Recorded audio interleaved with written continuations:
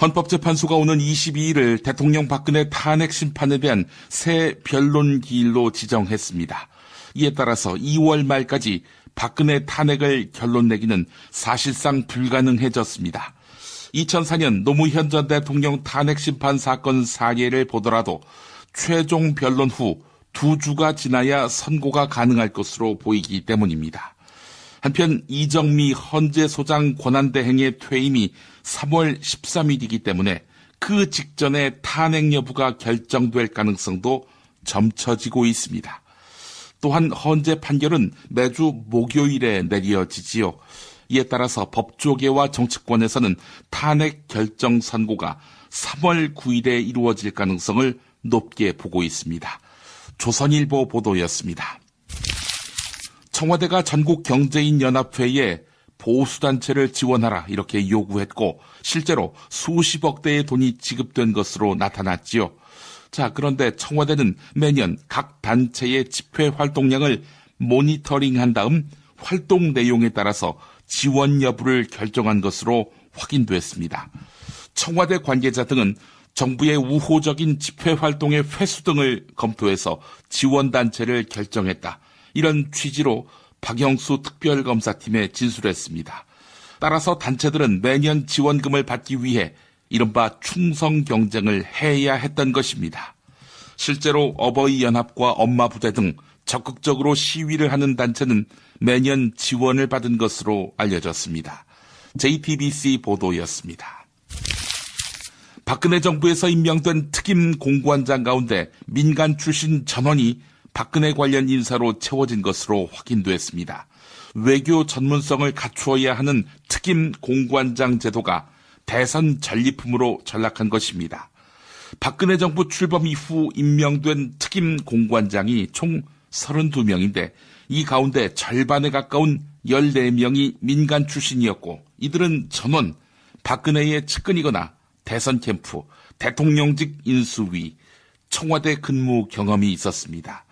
세계일보 보도였습니다. 박영수 특별검사팀의 수사 기한 오는 30일까지지요. 30일 이후에는 연장 승인을 받아야 합니다. 황교안한테 말이죠.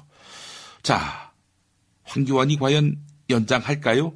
네, 황교안이 수사기한 연장을 수용하지 않을 것이라는 전망이 우세합니다. 특검이 3월 말까지 수사를 하고 3월 초 헌법재판소가 대통령 박근혜의 탄핵을 결정한다면 민간인이 된 박근혜가 특검에 구속될 수 있기 때문입니다. 이 경우 4월 말 또는 5월 초로 예상되는 대선에 적지 않은 영향을 미칠 것으로 보입니다. 박근혜가 불구속 상태에서 보수 후보 지원하고 다닐 수 있거든요. 네, 동아일보 보도였습니다. 박근혜 최순실 게이트 조사를 위해 검찰청사를 다녀간 재벌 총수들의 답변을 한겨레 김남일 기자가 모아봤습니다. 칼럼을 통해서 말이죠. 선대 회장 시절부터 그냥 돈을 내왔다. 하지만 대가는 바라지 않았다라는 것입니다. 연륜이 쌓인 한 회장은 정치와 기업은 불가근 불가원이라며 나름의 정치관을 피력했다고 합니다. 하지만 이 회장은 대통령 박근혜와의 독대 자리에서는 납작 엎드리면서 좌파를 정리하겠다. 이렇게 다짐한 사실이 드러났습니다. 또한 법조계와 재계에서는 특검 조사를 받은 삼성 이건희 회장의 가신들이 아들을 바지 회장으로 만들었다. 이런 이야기가 돕니다. 아직까지 결재를 맡길 수 없는 수습 회장인지라 최순실의 존재는 밑에서 보고도 하지 않았다는 것입니다. 어째 지어낸 얘기 같기도 하고요. 네, 삼성전자 이재용 부회장의 구속을 막기 위한 방편이거나 실제 그러하거나 그 중간쯤 어디일 수 있다는 것이 김남일 기자의 견해입니다. 한겨레 보도였습니다. 중앙일보 보도입니다. 국민주권개혁회의 손학규 의장이 국민의당과 통합을 공식 선언했습니다. 또한 손학규 의장은 기자들에게 더불어민주당 김종인 전 대표도 곧 합류할 것이다 라고 말했습니다. 김종인 전 대표가 자신에게 먼저 가서 잘하라 이렇게 말했다는 것입니다. 하지만 김종인 전 대표는 한겨레와의 인터뷰에서 탈당설을 부인했습니다. 내가 정치를 그만둬야겠다라고 생각했다면 또 모르겠다. 이렇게 말하면서 선을 그은 것입니다. 정계 개편 가능성에 대해서도 현실성 없는 이야기다. 이렇게 일축했습니다. 손학규 의장이 엉뚱한 소리를 했거나 김종인 전 대표가 변심을 했거나 둘 중 하나겠네요. 계속해서 김보영 아나운서가 조간 브리핑을 이어갑니다. 중앙일보 단독 보도입니다. 중국에서는 한류 콘텐츠의 방영을 제한하고 있다는 소문이 퍼져 있는데요. 한반도 사드 배치 결정 이후의 일입니다. 그런데 광전 총국이 최근 주요 프로그램 제작사 경영진에게 이런 구두 지시를 내린 것으로 밝혀졌습니다. 한국과의 콘텐츠 공동 제작이나 제작 협력을 금지한다. 중국 광전 총국은 방송산업 전반을 관장하는 장관급 정부기구입니다. 또한 지시를 어기는 업체엔 불이익을 주고 이를 신고한 업체에는 보상을 하겠다는 말까지 했다고 합니다. 도널드 트럼프 미국 대통령은 북대서양 조약기구 나토의 회원국들이 방위비를 추가 부담해야 한다. 이렇게 이야기했습니다. 지난해 기준으로 나토 예산 약 9천억 달러 가운데 72%를 미국이 부담하고 있는데요. 트럼프 대통령이 취임 이후 방위비 분담 문제를 공개적으로 거론한 것은 이번이 처음입니다. 트럼프의 발언은 방위비를 이전보다 더 받겠다는 뜻으로 풀이되는데요. 한미 간 방위비 문제도 조만간 불거질 가능성이 크다는 관측이 나오고 있습니다. 조선일보 보도였습니다. 동아일보 단독 보도입니다. 정부가 분양권 전매 규제를 강화하는 방안을 추진 중입니다.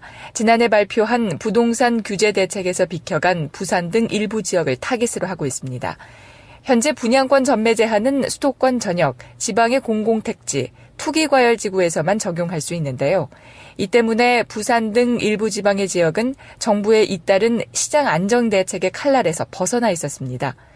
실제로 제주의 아파트 값은 지난달에만 0.34% 올랐으며 부산의 상승률도 0.3%로 매우 높은 편이었습니다.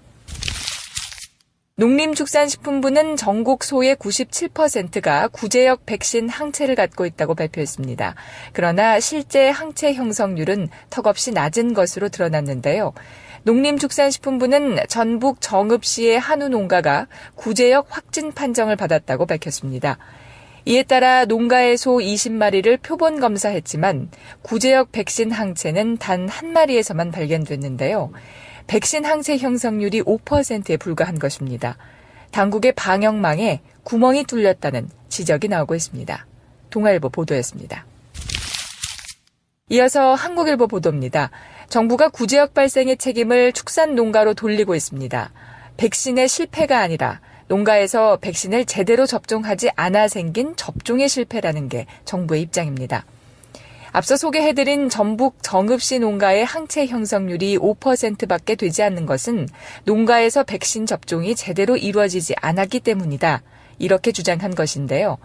하지만 현재 수입 중인 구제역 백신의 효능에 대한 의문이 제기되고 있습니다. 3년 전 구제역 역학조사에서도 백신을 접종한 농가에서 구제역 확진 판정이 나와 물백신 논란이 일었던 것입니다. 동아일보 단독 보도입니다. SK케미칼이 독성 물질을 불법 판매했습니다. SK케미칼은 가습기 살균제 독성 물질을 생산해 옥시 등에 판매했다가 수사를 받고 있는데요. SK케미칼은 2013년 독성 물질인 PHMG 제고품 30톤을 3개의 업체에 불법 판매했습니다. 이때는 가습기 살균제 문제가 이미 사회적으로 큰 이슈가 된 뒤인데요. 제고품을 납품받은 3개의 업체는 해당 제품이 PHMG 함량 25% 이상인 제품임을 알면서도 불법 판매했습니다.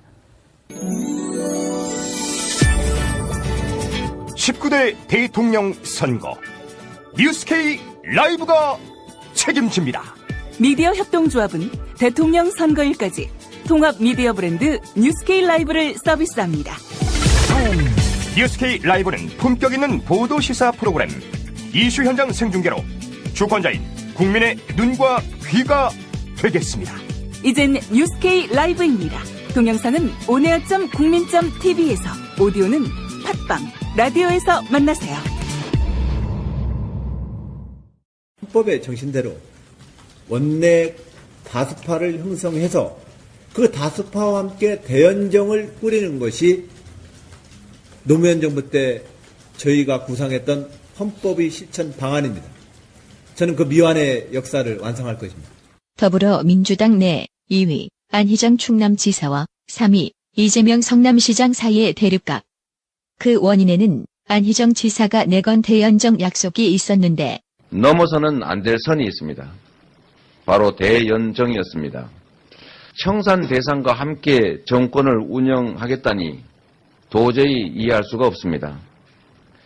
대연정 제안을 철회하고 다음 주 토요일 광화문 촛불 앞에 나와서 국민께 정중히 사과할 것을 요청드립니다. 글쎄 앞뒤 맥락이 뭔지 모르겠네. 웬 뜬금없는 사과입니까? 제가 말하는 모든 것은 의회의 협치를 통해서 개혁의 한 걸음이라도 더 나아가기 위해서 의회의 협치를 강조하는 것입니다. 새누리당이랑 뭐 하자는 얘기냐 이렇게 해서 공격하는 것은 전혀 취지와 다르다는 말씀입니다. 여기에 부동의 1위 문재인 전 대표까지 가세. 새누리당이나 이런 바른정당 쪽에서는 이명박 박근혜 정권의 실패, 이 두 정권의 어떤 국정농단, 헌정유린 이런 사태에 대해서 제대로 반성하고 성찰하는, 그리고 또 국민들의 속죄하는 그런 기간을 가져야 한다고 생각합니다. 그런 것이 되지 않은 상황 속에서 그들 정당과 함께 연정한다라는 것은 저는 동의하기가 어렵습니다. 안희정 지사의 대연정 입장은 따지고 보면 노무현 정신의 계승. 노무현 정부 때 다 못다 이루었던 대연정, 헌법의 가치를 실천할 것입니다. 협치의 정신이라고 하는 새로운 정치를 구현해내는 유일한 길이라고 생각을 합니다. 그런데 노무현 전 대통령이 제안한 대연정은 어떤 내용일까? 2005년 여름으로 가보면 이 연정은 내각제 수준의 권력을 갖는 것이라면서 대통령의 권력을 열린 우리당의 동의를 거쳐 한나라당에 이양하겠다고 노 대통령은 설명했습니다. 여기서 한나라당이 연정을 주도한다는 것은 한나라당에 총리 지명권을 주고 강요 배분에서도 의석 비율 이상으로 양보한다는 뜻이라고, 이렇게 권력을 이양하는 대신 요구하는 것은 지역구도 해소를 위해 선거제도를 고치는 것이라고 노 대통령은 밝혔습니다. 이를 일축한 당시 야당 총재는 다름 아닌 박근혜 대통령. 관련한 기자회견 중에서 결론부터 말씀드린다면 지금 이 나라를 구하는 길은 결코 연정이 아니라 국정의 무한 책임을 진 대통령과 정부 여당이 새로운 각오와 바른 정책으로 도탄에 빠진 민생부터 살려내는 것입니다. 그런데 당시 박근혜 대표 발언 중에서 가장 인상적인 부분은 대한민국 헌법 제1조는 모든 권력은 국민으로부터 나온다라고 했습니다. 헌법 제66조와 제69조는 대통령은 헌법을 수호할 책임을 진다고 규정하고, 이에 따라 대통령은 취임할 때 헌법을 준수하겠다고 국민 앞에 엄숙히 선서합니다.